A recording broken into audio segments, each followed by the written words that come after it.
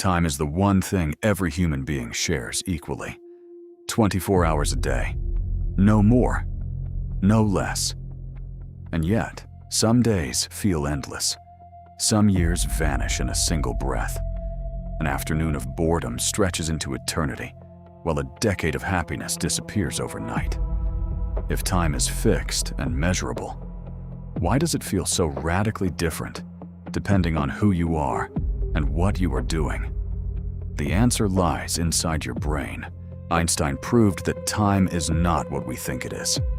At relativistic speeds, time slows down. Near massive objects, it bends. Two clocks placed at different altitudes on Earth tick at measurably different rates. Time is not a fixed river flowing at a constant speed. It is a flexible dimension of reality, shaped by gravity and velocity. But here is what Einstein didn't fully address.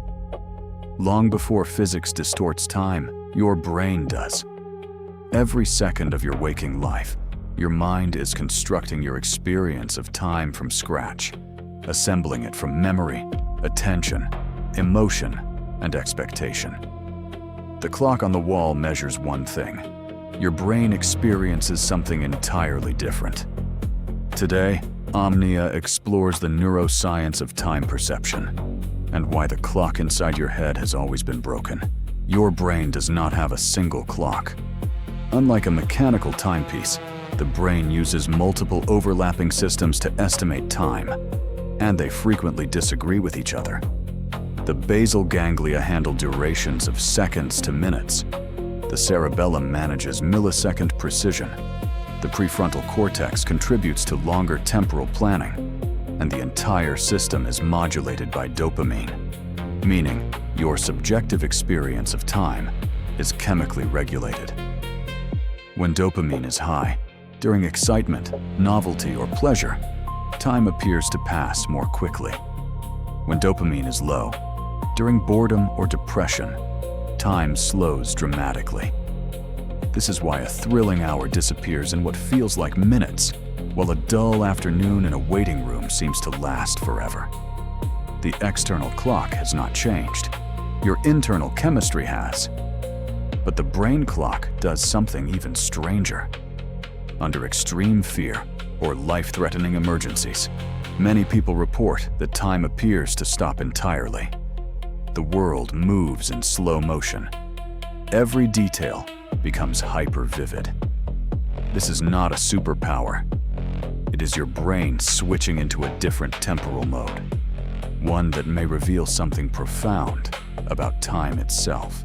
The second distortion concerns memory and explains why childhood felt endless while your 30s vanished in a blur. When you are young, almost everything is new. Every experience is novel. A first day of school, a first friendship. The brain encodes novelty with extraordinary richness, creating dense memories that take up enormous psychological space. When you look back on a year of rich experiences, it feels long, because you have so much to remember. As you age, novelty decreases. You travel the same routes, speak to the same people. The brain, recognizing familiar patterns, stops encoding in detail. It compresses experiences without the richness of new ones. The result is the terrifying sensation that years pass in months because your brain has so little to remember. Neuroscientist David Eagleman calls this the holiday paradox. A vacation feels short while you are having it, absorbed in the present. But it feels long when you look back, full of new experiences. Ordinary weeks feel long while you live them and disappear when you try to remember them. Time is not passing faster as you age. Your brain is simply recording less of it. The third distortion may be the most unsettling. Your brain does not experience the present moment. Research has established that conscious awareness lags behind physical reality by approximately 80 milliseconds, almost a tenth of a second.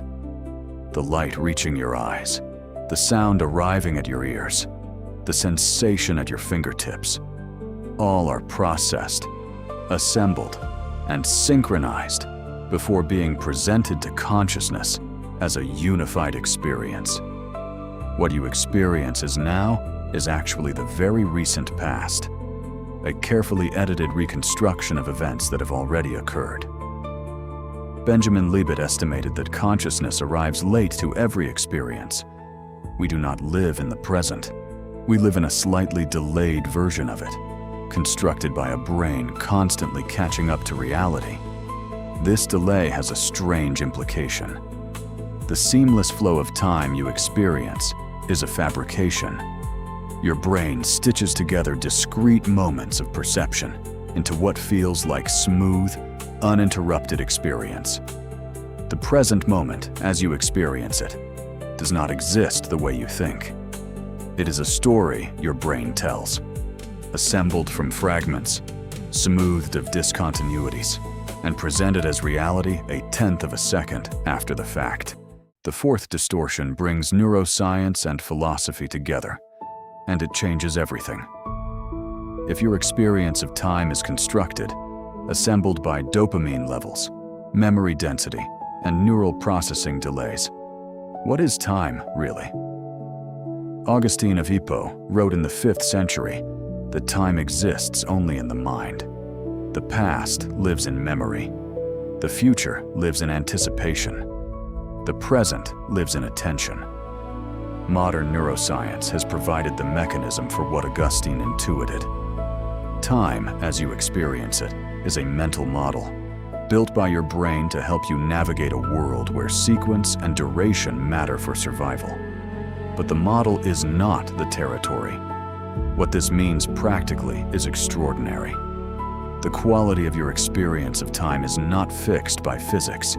It is shaped entirely by the state of your brain, your level of presence, your emotional state, the richness of your attention. A life lived with full attention, embracing novelty and presence, will feel longer, richer, denser, more substantial than an equally long life lived on autopilot, on habit, on the path of least resistance. You cannot add hours to your day, but you can change how many of them you actually experience. Your brain is not a clock.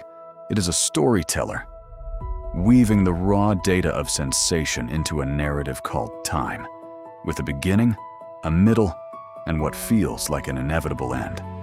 The story can be rushed or slow, dense or thin, vivid or faded, depending entirely on the quality of attention you choose to bring to it.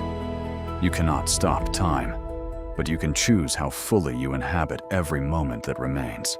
When was the last time everything genuinely slowed down for you, in a good way? Tell me in the comments. I read every single one, and your answer might reveal something important about your own relationship with time. If this video changed how you think about every moment you have, hit the like button. Subscribe to OMNIA, because next time we go even deeper. Welcome to OMNIA.